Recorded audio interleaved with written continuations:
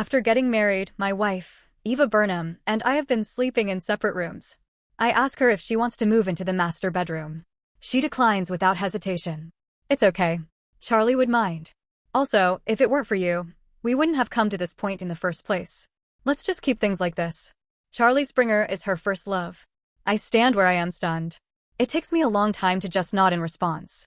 Then, I realize that the marriage is only meant to help my family survive a cash flow crisis and to take care of that tricky lawsuit her company is facing. It's just a deal. When everything is settled, it will naturally be time for us to go our separate ways. So, I stop bringing it up.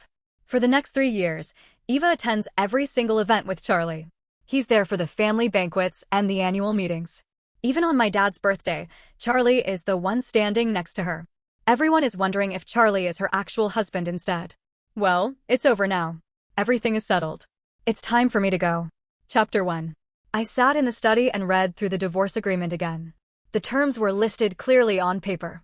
Under the property division section, I didn't ask for anything. The premarital house and the car would go to the woman I was married to, Eva Burnham. The shares in the company had nothing to do with me either. I only had to take my own savings with me. I signed my name, Jeremy Holden, on the agreement. 3 years ago, I had hoped that, even though our marriage was just a transactional agreement, something good might come out of it if I put in enough effort. I was so stupid back then.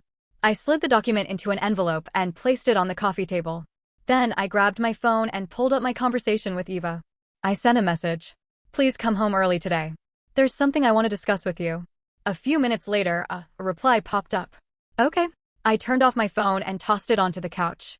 Turning around, I went to the kitchen and poured myself a glass of water. The kitchen was huge. It had a side-by-side fridge, a built-in oven, and imported top-grade utensils, all neatly arranged. But I rarely used them. Back when we had just gotten married, there were several occasions when I tried making dinner so Eva could have hot food waiting for her when she came home. The first time, I made pork chops and gravy. She had one bite and said it was fine. Then, a call came in.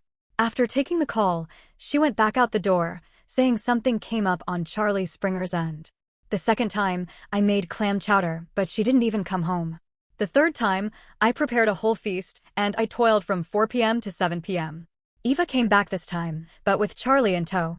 The two were chatting as they entered the house. When Eva saw the feast on the table, she was stunned for a moment. Then she said, "We already have plans to eat out." Standing behind her, Charlie looked at me and smiled. That must have been a lot of work. Even now, I felt my stomach churning when I recalled that smile. After that, I never made any meals. The clock struck 7, but Eva didn't come home.